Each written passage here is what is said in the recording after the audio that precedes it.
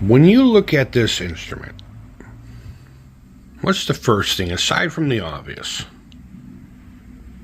that comes to mind?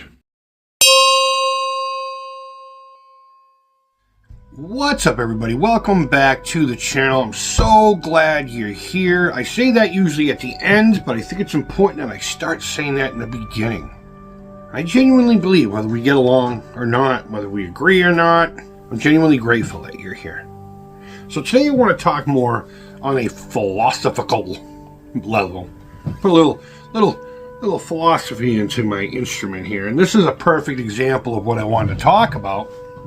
We just got this Harmony, what is it, H804, I believe it's called. This model started in the 60s, 70s, and went all the way into the 90s. I couldn't tell you exactly the year on this. It has a little bit of attributes from different time periods. No zero fresh, so we can rule out the 70s. The pickups look 80s and 90s, but the routing inside isn't.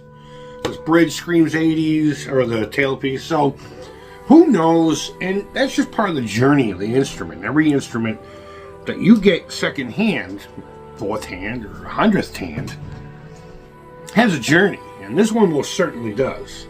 But when you're seeing an instrument like this, one of the first things you may think is, wow, what a piece of shit. What a piece of caca. And in a lot of ways, you're probably not wrong. There are very few redeeming qualities about this guitar as a whole anyway. Sorry I keep looking at it. I notice people do that in videos when they're talking about the guitars. They look at the guitar and it's like, we're having a conversation, kid, not the guitar. The guitar is the conversation. I digress. You know, I suppose you can't deny that it's got a vibe. It definitely has a vibe. Maybe it's your dream guitar. I don't know. The first thing you think of when you see this guitar. And I'm going to maybe try to ask you to look past the obvious. Look past the obvious, because when I look at this guitar... Now, first and foremost, let me just say this. I can make music on this still. I may not be able to do a lot of bends on it because notes die out. They get choked. Yeah, Danny. But I look at this guitar and I think to myself, it's a student model, right? I love student models. I would love to be able to collect melody makers.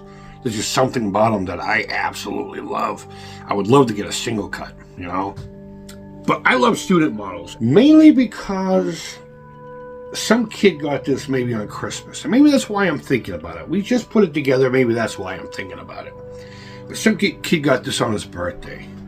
Got it on Christmas. Maybe it was an older individual, you know? Maybe it was somebody saw this in the JCPenney catalog, which is where a lot of these come from, and said, I'd like to try that.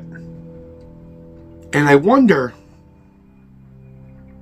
what dreams are in this guitar. Does that make any sense to you? What aspirations was in this guitar in the hands of those individuals? What were their goals? What did they put into this? What blood, sweat, and tears did they put into this? And more importantly, did it take them somewhere? I kind of wish if it did, they would have had it still with them. Because whether it's a viable instrument or not, it's still the beginning of that journey. It's the beginning of that journey. And when I look at an instrument like this, I wonder, what were the hopes, the dreams? What were the thought processes, the love, the passions? If there were any. For all I know, this guitar was bought once, put in a closet, and then whoever had it before me painted it with this color here, and it looked all right, but I wanted to add my own little thing to it, and I had people from my work doodle a little something on it. But did this take anybody anywhere? What is its story, aside from the obvious physicality of the instrument?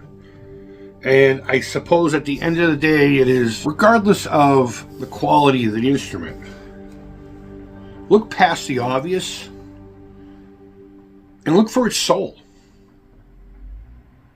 Because the soul is a very important part of the journey of the instrument that a lot of people don't talk about. And it sounds new wavy and weird. But I think it's interesting, and I think it's important. Because again, yeah, it's got, I wouldn't pay more than $50 for this thing. But this guitar probably blooms so much wonderful. And it deserves the recognition for it. And that's all I had to say, guys. Thank you always so much for watching. I really do appreciate you being here. I hope each and every one of you are doing well. Merry Christmas and Happy Hanukkah. It's so rad that they're being celebrated together. Two different faith systems, very close in nature. One derived from the other. And we're celebrating together, and I hope you're looking at it that way and not as an opposition thing. Because we're only on this rock for like that long, and the comprehension of everything, and yeah. Guys, wherever in the world you are, I hope you're doing well. Until next time, take care, keep it real. And bye-bye. And let me know if you like these. I like these discussions. No playing, no noodling, no show off. The discussions that people just don't have. I guess because it doesn't make money. So what? Guys, be well.